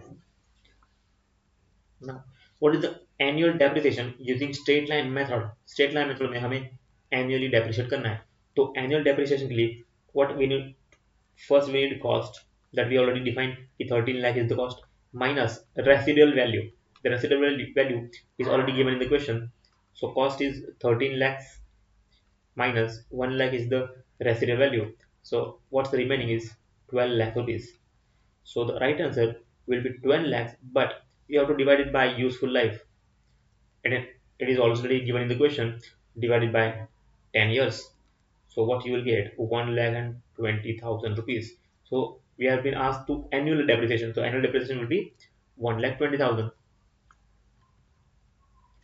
Next, a building was purchased for 50 lakh rupees on 1st Jan. Useful life 25 years, no residual value. So there is no residual value for the building. On 1st Jan 23, so after 3 years, it was revalued to 60 lakhs. चलो 60 लाख में आपने revaluation कर दिया, 50 लाख का cost था, ठीक है. तो सबसे पहले तो डेप्रिशिएट करना पड़ेगा आपको, 3 साल का डेप्रिशिएशन करना पड़ेगा. ईयर 1 2 3 3 इयर्स का आपको डेप्रिशिएट करना पड़ेगा. चलिए, so accumulated depreciation till revaluation obviously given. Accumulated depreciation has already been given to you, that is 6 lakh rupees. चलिए, 6 लाख रुपीज है, तो व्हाट शुड बी द, चलिए क्वेश्चन देख लेते कि what is the revaluation gain. उन्होंने आपको रिवैल्यूएशन का गेन पूछा हुआ है. सो रिवैल्यूएशन गेन किस तरह से आएगा? आपका कॉस्ट लेस एक्यूमुलेटेड डेप्रिसिएशन, ठीक है. इसे हम कंपेयर करेंगे वर्सेस रीवैल्यूड फिगर कि कितने रुपये में हमने रीवैल्यू किया है. तो चलिए सबसे पहले काउंट करते हैं कि cost minus accumulated depreciation what's. Cost आपका दिया हुआ 50 lakh rupees minus 6 lakh is the depreciation. So 44 lakh is the carrying amount. This is your carrying amount. So उनको आपने रिवैल्यू किया है 60 लाख में. So 60 lakhs का रिवैल्यूएशन हो गया है, तो असेट की वैल्यू बढ़ गई है. So that means प्रॉफिट हुआ है, ठीक है. कितने का? 60 minus 44, that is 16 lakh. 16 lakh का आपको रिवैल्यूएशन गेन हुआ है, and right answer is B, 16 lakh. How should the revaluation gain be treated? तो रिवैल्यूएशन का गेन हुआ है, सरप्लस हुआ है, रिवैल्यूएशन सरप्लस, वो कहाँ जाएगा, यानी कि वो किसके अंदर उसका ट्रीटमेंट क्या होगा, accounting treatment, entire amount to PNL, entire amount to OCI, only difference between NBV यानी कि net block value and new fair value to OCI, यानी कि जो हमारा नया करंट वैल्यू मिला है revaluation amount, depreciation adjustment goes to OCI and rest to P&L. So what do you think, what should be the right answer? Already we have taken care of it कि revaluation का surplus होता है जो gain हुआ है वो सबसे पहले कहाँ जाएगा, to the entire amount to OCI. So revaluation surplus will go to the OCI and that is the part of the equity. चलिए next question. A company installed equipment requiring dismantling after 5 years. Okay. Dis- estimated dismantling cost, present value is given rupees 4 lakh. Purchase price was 16 lakh. Useful life is 5 years. What should be the initial cost of PPE? So initial cost क्या होगा, obviously उसका cost दिया हुआ है, purchase price is given. So purchase price तो आपको दिया हुआ है, ठीक है, 16 लाख, लेकिन आपको नहीं लगता कि जो 5 साल बाद मुझे खर्चा करना है दैट 5 लाख रुपीज, जो 4 लाख रुपए है, आज की प्रेजेंट वैल्यू उसकी 4 लाख रुपए, लेकिन वो 5 साल बाद करना है, बट उसको भी मुझे प्रेजेंट वैल्यू पर डिस्क्लोज करना पड़ेगा. So I have to take care of this present value of dismantling cost. तो 4 लाख हम इसमें ऐड कर देंगे and the right answer will be 20 lakh. Initial cost हमें इतने से रिकॉग्नाइज करना है, और ये जो 4 लाख का हमने एसेट को इंक्रीमेंट किया है उसका पेमेंट नहीं किया है, तो मुझे क्या करना है, प्रोविजन क्रिएट करना है. So provision should be as per IAS 37, liability create करनी है. चलिए, what is the annual depreciation? What should be the annual depreciation? So annual depreciation के लिए हमें क्या चाहिए, सबसे पहले चाहिए initial cost, that is already given in the question. 20 lakh rupees is the initial cost minus residual value दिया है, नहीं दिया, so residual value suppose 0 divided by useful life. So useful life is 5 years, so 20 by 5 यानी कि 4 lakh. So the annual depreciation will be 4 lakh rupees. चलिए अब बात करते हैं सेक्शन सी, जो कि है कंस्ट्रक्टेड रिस्पॉन्सेज, यानी कि long questions.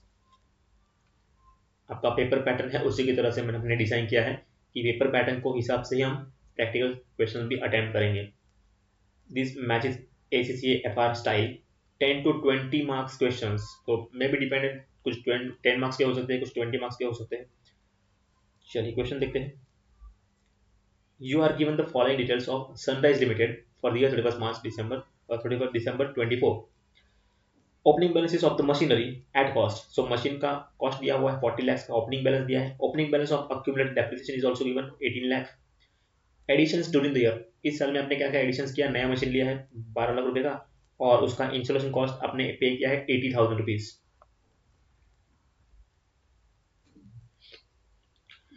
Machine costing 5 lakh rupees, जिसमें accumulated depreciation was 4 lakh rupees, was sold for 1,50,000. सो देखो कॉस्टिंग था 5 लाख रुपए का, accumulated depreciation का निकाल देते हैं तो 1 लाख रुपीज का carrying amount should be there.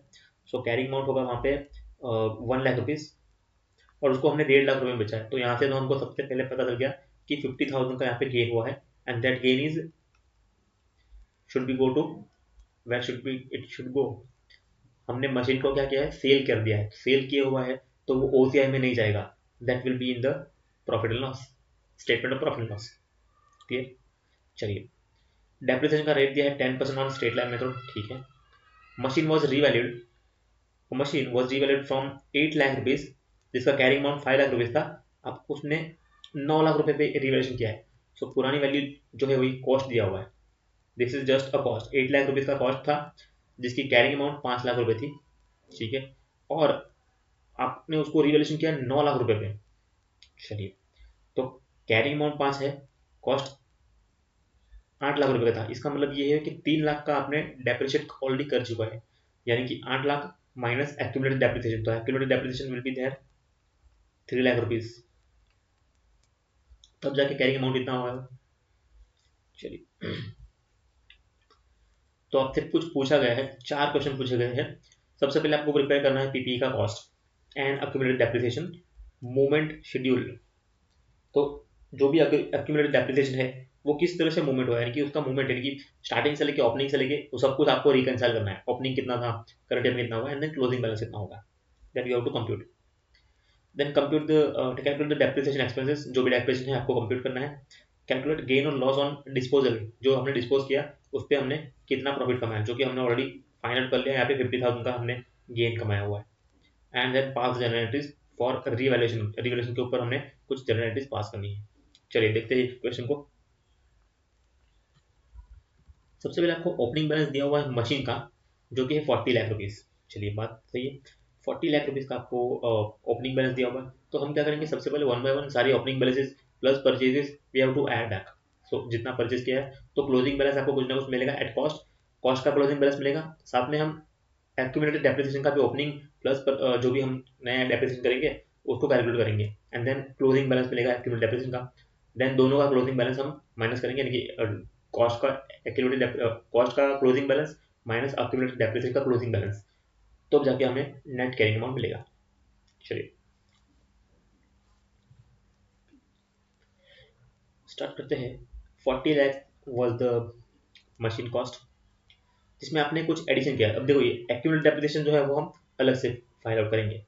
सबसे पहले हमने क्या करेंगे, 40 लाख रुपए का आपका मशीन कॉस्ट था, जिसमें हमने नया मशीन लिया है 12 लाख रुपए का। सो 12 लाख उस पर ऐड करना है, प्लस इंश्योरेंस कॉस्ट, तो insurance cost will be added 80,000। ठीक है, and anything other than this, no. So इसके अलावा कुछ एडिशन है नहीं, ठीक है। लेकिन हाँ डिलीशन है, आपने एक पुराना मशीन जो है वो आपने बेच दिया, तो अगर आपने बेचा है तो उसका कॉस्ट जो है वो अपनी बुक्स में से भी हटाना पड़ेगा ना, because we sold that machine, तो it is no longer be available in your books of account, it should not be longer, it should not be in the books of accounts. So कौन सा है वो machine, ये वो machine costing था उसका 5 लाख रुपए, लेकिन एक्यूमुलेटेड डेप्रिसिएशन होने के बाद उसकी जो कैरिंग अमाउंट बची थी वो 1 लाख रुपए है। बट हमें क्या करना है, हमें 5 लाख पूरा निकालना है, बिकॉज एक्यूमुलेटेड डेप्रिसिएशन तो हम अलग से कंप्यूट करने वाले हैं, बिकॉज हम कॉस्ट में से कॉस्ट निकाल रहे हैं। तो what was the cost, machine cost rupees 5 lakh rupees, तो 5 lakh should be negative value. ठीक है, and then machine was revalued from 8 lakh, जो कि कॉस्ट था 8 लाख रुपीज का, carrying amount was 5 lakh rupees to 9 lakh rupees, तो अपने उनको 9 लाख तक रिवैल्यूएशन किया हुआ है। तो क्या इस रिवैल्यूएशन को हमें कुछ एडजस्ट करना है इन ओपनिंग और closing, something like that? I don't think so. Why, why we should ignore, yeah, why should what should be the exact treatment of these point?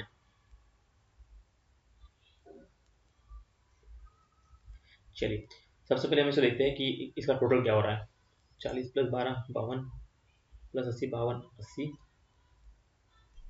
Minus 5, so that is around 47 lakh and 80,000।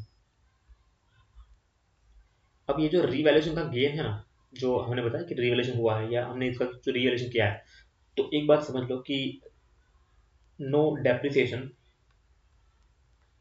On revaluation portion, जितना भी revaluation का portion है ना उसके ऊपर आपको depreciate नहीं करना, बिकॉज डेप्रिशिएट नहीं कर सकते, बिकॉज वो कॉस्ट पे डेप्रिशिएट हो रहा है। कभी भी रिवैल्यूएशन का फिगर वो तो आपका प्रॉफिट हुआ या तो गेन हुआ है या लॉस हुआ, उसके ऊपर आपको कभी भी डेप्रिशिएट नहीं करना है। ठीक, तो हमारा जो टोटल है वो हो गया इतना। अब उसके ऊपर हमने उन्होंने बोला है कि 10% स्ट्रेट लाइन का डेप्रिशिएशन चार्ज करना है, तो 47,80,000 multiplied by 10%, and current year का आपको डेप्रिसिएशन का कॉस्ट मिल जाएगा। जो आपका सेकंड क्वेश्चन है डेप्रिसिएशन का, डेप्रिसिएशन कैलकुलेट करने का, वो आपको यहाँ पे मिल गया 47,80,000 multiply by 10%, that gives me around 4,78,000। So 4,78,000 should be the depreciation value. चलिए अब पीपीई का कॉस्ट बनाना है, तो कॉस्ट तो हमने निकाल लिया, अब हम बात करते हैं एक्यूमुलेटेड डेप्रिसिएशन की। तो एक्यूमुलेटेड डेप्रिसिएशन का ओपनिंग बैलेंस कितना है, the 18 lakh was given. Then accumulated depreciation में क्या पुराना कोई एक्यूमुलेटेड डेप्रिसिएशन था, हाँ यहाँ पे हाँ 4 लाख रुपए का एक्यूमुलेटेड डेप्रिसिएशन था, लेकिन वो हमें माइनस करना पड़ेगा, because we already remove that cost. अगर हमने कॉस्ट रिमूव किया तो हमें एक्यूमुलेटेड डेप्रिसिएशन भी रिमूव करना पड़ेगा ना। सो 4 लाख रुपए हम यहाँ पे नेगेटिव साइन में लिखेंगे। देन उसके अलावा एनीथिंग लाइक दैट कि एक्यूमुलेटेड डेप्रिसिएशन, यस, तो 3 लाख रुपए का आपको यहाँ पे और एक एक्यूमुलेटेड डेप्रिसिएशन था, that was this accumulated depreciation 3 lakh रुपए का, इसका डेप्रिसिएशन हमको माइनस करना है। डेप्रिसिएशन है इसलिए माइनस कर रहे हैं, हमें डेप्रिसिएशन अगला डेप्रिसिएशन कैलकुलेट नहीं करना है रिवैल्यू पे, लेकिन पुराना डेप्रिसिएशन था वो तो हमें माइनस करना है just to have a carrying amount, so ये भी माइनस कर देना है। एंड नए ईयर का जो हम डेप्रिसिएशन काउंट करके लेके आए हैं जो कि है 4,78,000, वो हमें ऐड करना है। So what should be the accumulated depreciation total, it would be 15,78,000. 1578 is the accumulated depreciation. So इस तरह से आपको अलग अलग दिखाना है कि what's the cost and what's the accumulated depreciation, one by one addition है, डिलीशन है, everything you should do this like। फिर हमें डेप्रिसिएशन को हमें ऑटोमेटिकली कैलकुलेट हो गया है।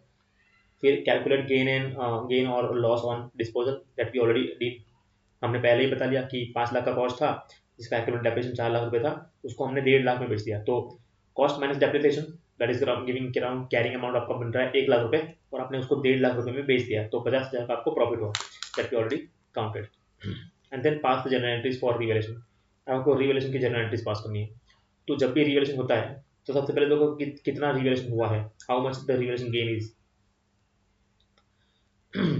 सो 8 लाख रुपए का आपका मशीन कॉस्ट था जिसमें एक्यूमुलेटेड डेप्रिसिएशन 3 लाख रुपए था, तो 5 लाख रुपए की आपकी कैरिंग अमाउंट बच रही थी। तो 5 लाख रुपए से आपने उनको टोटल 9 लाख रुपए तक लेके गए, सो दैट मीन्स कि वहाँ पे एग्जैक्टली 9 लाख, दैट मीन्स यहाँ पे 3 लाख का आपको एक तरह से गेन दिखाई दे रहा है 3 लाख का, लेकिन ये जो सॉरी 4 लाख रुपए carrying amount is 4 lakh and depreciate revaluation amount है वो आपको दी है 9 लाख रुपए की। तो आपको यहाँ पे 3 लाख का तो ऑलरेडी एक्यूमुलेटेड डेप्रिसिएशन ऑलरेडी था वहाँ पे, तो what should be the exact revaluation gain. देखो ये जो 9 लाख रुपए की वैल्यू दी है ये कॉस्ट है, लेकिन रिवैल्यूड फिगर पे दिया हुआ है, रिवैल्यूड, उसका कॉस्ट जो था वो आपको ऑलरेडी 8 लाख रुपए दिया था। अब इस बार ना आपको एक्यूमुलेटेड डेप्रिसिएशन को काउंट नहीं करना, बिकॉज रिवैल्यूएशन पे कभी हम एक्यूमुलेटेड डेप्रिसिएशन काउंट नहीं करते, सो आपको रिवैल्यूएशन भूल जाना है। Cost is given, sorry revaluation figure, revalue कितना है, अभी हमने रिवैल्यू किया है 9 लाख रुपए पे और उसका कॉस्ट था 8 लाख रुपए, सो दैट मीन्स 1 लाख रुपए का आपको यहाँ पे गेन हुआ है, 1 लाख रुपए का आपको गेन हुआ है। तो उस गेन की अकाउंटिंग एंट्री हम किस तरह से रिकॉर्ड करेंगे, गेन किस तरह से रिकॉर्ड करना है, ओसीआई में जाने वाला है, तो asset account debit to OCI account, यानी कि that will be go to the equity without the plus या revaluation surplus, that's it. So ये आपकी अकाउंटिंग एंट्रीज पास करनी है इस तरह से। सो वन बाय वन जितने भी क्वेश्चन पूछे होंगे उन सभी क्वेश्चन का आपको आंसर देना है, that is your long type question, long type question इस तरह से आते हैं। चलिए एक और क्वेश्चन देख लेते हैं। Airline company purchase an aircraft of for rupees 90 lakh consist of body 60%, 60% of the cost, engine 30% of the cost and interior 10% of the cost, ठीक है। यूजफुल लाइफ 20 years, 8 years और 5 years रिस्पेक्टिवली, तो तीनों का ही अलग अलग कॉस्ट है और उनकी अलग अलग यूजफुल लाइफ दी हुई है। सो ये है हमारा कंपोनेंट अकाउंटिंग का question. Eight the end of 8 year the engine is replaced at the cost of 35 lakhs। अब हमने क्या किया, पुराना इंजन जो है उसकी यूजफुल लाइफ 8 साल थी, 8 साल होने के बाद हमने पुराना इंजन रिप्लेस कर दिया, नया इंजन हम लेके आए, पुराना इंजन हमने डिस्कार्ड कर दिया, डिसमेंटल कर दिया। सो कंपोनेंट अकाउंटिंग क्या कहता है, तीनों यानी कि जितने भी मेजर पार्ट्स हैं उनको हमें अलग अलग डेप्रिशिएट करना है। तो सबसे पहले आइए फाइंड आउट करते हैं कि what should be the depreciation. यहाँ पे बॉडी है 60% ऑफ द कॉस्ट, तो कॉस्ट दिया है 90 lakhs, 90 lakhs का आपको करना है 60%, that is around 5 lakh and 40, sorry 90 lakhs दिया ना, तो 54 lakhs would be the body. Then 30% of the cost is engine, so इसका 30% करना है आपको, 90 इंटू 30% जो कि होगा आपका 27 lakhs and 10% of the cost यानी कि that is around 9 lakhs, 9 lakhs का आपका इंटीरियर है। तो आपको ये तीनों कॉस्ट समझ में आ गए, अब उसको डेप्रिशिएट करना है by dividing the number of years. So respective आपको नंबर ऑफ ईयर्स डिवाइड करने हैं, 54 डिवाइड बाई 20 आपको करना है डिवाइड बाई 20, तो that will give you what should be the correct statement. चलिए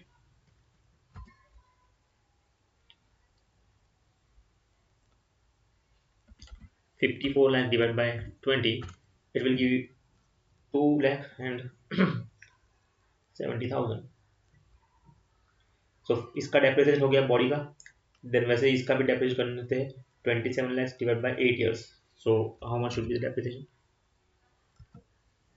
27 divided by 8, so it gives 3,37,500। ठीक है, एंड 9 lakhs का आपका मशीन है जिसका यूजफुल लाइफ है 5 years। So 9 lakhs divided by 5, 9 by 5, so it gives 1,80,000, 1,80,000। सो ये तीनों के डेप्रिसिएशन आपने अलग अलग काउंट कर लिए। Now let's see what's the requirement. Calculate annual depreciation for each component, only we needed. हमें पता था पहले कि हमें ये कंपोनेंट का क्वेश्चन है, कंपोनेंट काउंट का, तो हमने वही किया, हम सबसे पहले काम वही किया कि हमने सबका अलग अलग डेप्रिसिएशन काउंट कर लिया।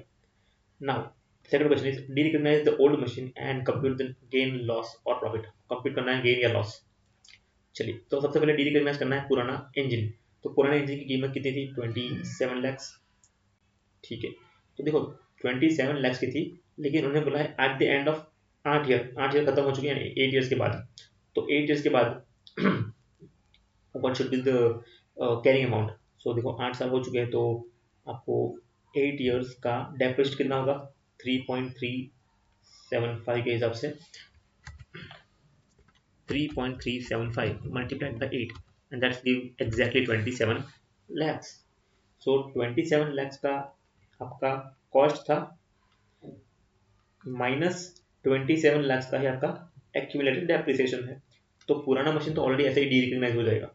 जैसे आपने नेक्स्ट ईयर का यानी कि 8 ईयर का आप डेप्रिसिएट कम करोगे, ये है 3,37,500 का। जब आप डेप्रिसिएट बुक करोगे तो ऑटोमेटिकली जो कॉस्ट था वो निकल जाएगा, पूरा जीरो हो जाएगा, because carrying amount should be the zero of the engine. तो नया, अब हमें क्या करना है, पुराना इंजन तो हमने ऑलरेडी डी रिकग्नाइज कर दिया है, बिकॉज डेप्रिसिएट होने के बाद उसकी वैल्यू बचती है जीरो। तो अब हम करना है कि नया जो भी है, what should the new,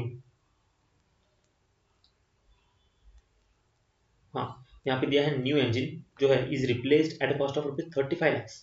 35 lakhs का आपको एडिशन करना है पीपीई में, पीपीई में एडिशन करना है 35 lakhs का। सो रिकॉल करेंगे हम, recognition of new machine should be at 35 lakhs already given in the question. हम करेंगे 35 lakhs का पीपीई डेबिट करेंगे to what?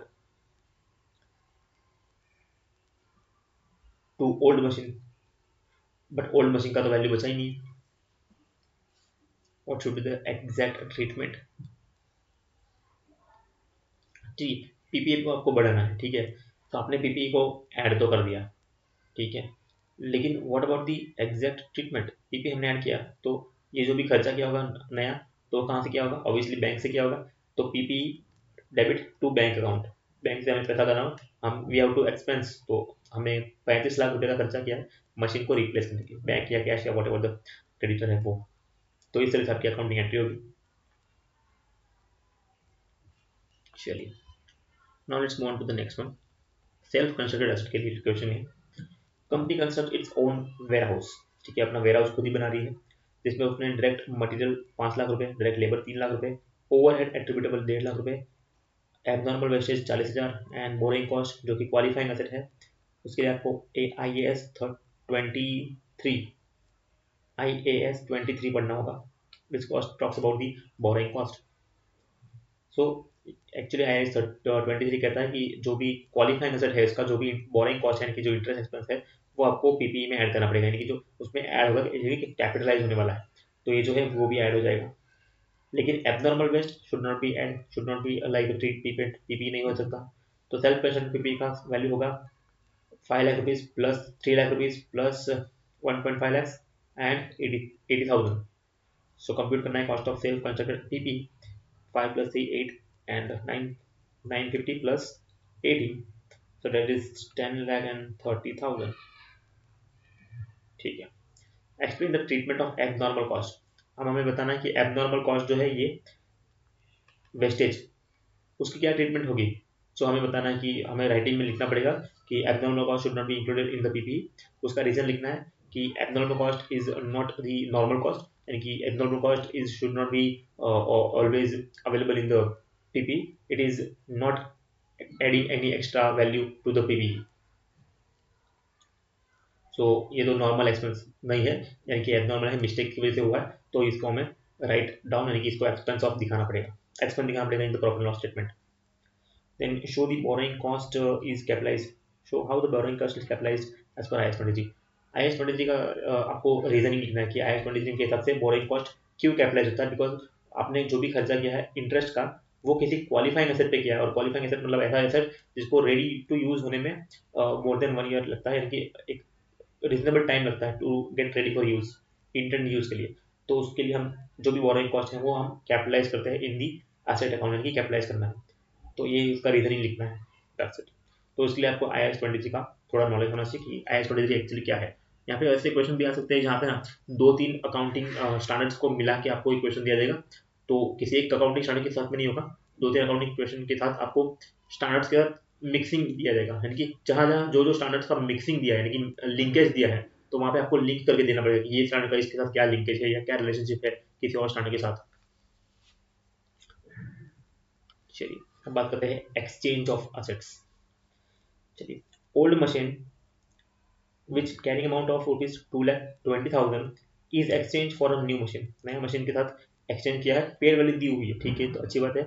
Old machine fair value है 2,50,000, न्यू मशीन की फेयर वैल्यू है 3 लाख रुपए. तो हमको तो 3 लाख रुपए देने पड़ेंगे ना, 2,50,000 की फेयर वैल्यू से काम नहीं बनेगा. सो इसके लिए हमने क्या किया, 50,000 रुपये एक्स्ट्रा कैश दिए. तो पुराना मशीन हमने दिया 2.5 लाख रुपए का, प्लस 50,000 रुपये हमने कैश दिए, तो हो गए 3 लाख रुपए, और उसकी जगह पे हमने 3 लाख रुपए की मशीन ले ली. Now this transaction has a commercial substance. पुराना मशीन अलग है, नया मशीन अलग है, ऊपर से हमने 50,000 का कैश भी दिया है, तो उसका मतलब कमर्शियल सब्सटेंस है. और कैरिंग अमाउंट उसकी पुरानी मशीन की 2,20,000 पड़ी थी, ठीक है. चलिए, determine the cost of new machine. कितना होगा, obviously 3 lakhs. 3 lakhs should be the new machine cost, because उसकी फेयर वैल्यू दी हुई, जो मशीन आ रहा है हमारे पास उसकी 3 लाख की वैल्यू दी है, तो हमें 3 लाख पे रिकॉर्ड करना है. Pass the journal entries. तो इसकी हमें जनरल एंट्रीज पास करनी है. How should we journal entries, मतलब इसकी एंट्री हम किस तरह से करेंगे, एग्जैक्टली क्या इसकी जनरल एंट्री होने वाली है. देखो, सबसे पहले स्टार्ट करते हैं कि पुराना मशीन कितना था, 2,20,000, उसको अभी हमें डिस्पोज करना है from the books of accounts. नया मशीन जो हमारे पास आ रहा है वो है, हमारे पास न्यू मशीन आ रहा है, न्यू मशीन. तो हम वो डेबिट करेंगे 3 लाख रुपए से, टू कैश हमने दिया है 50,000 रुपये का, टू हमने पुराना मशीन भी दे दिया ना, ओल्ड मशीन भी given up at 2.5 lakh rupees, ठीक है. सॉरी, लेकिन 2.5 लाख रुपीज में तो हमको उसकी वैल्यू फेयर वैल्यू ना, हमें फेयर वैल्यू नहीं, हमें ढूंढना है कि what's exactly the carrying amount is. तो कैरिंग अमाउंट तो आपको दिया हुआ 2,20,000 रुपये दिया, you have to taken care of this कि 2,20,000 का कैरिंग अमाउंट दिया हुआ, ठीक है. Now what's the difference between this cash and carrying amount, जो है 2,20,000, तो 30,000 का आपका डिफरेंस दिख रहा है, and that difference is the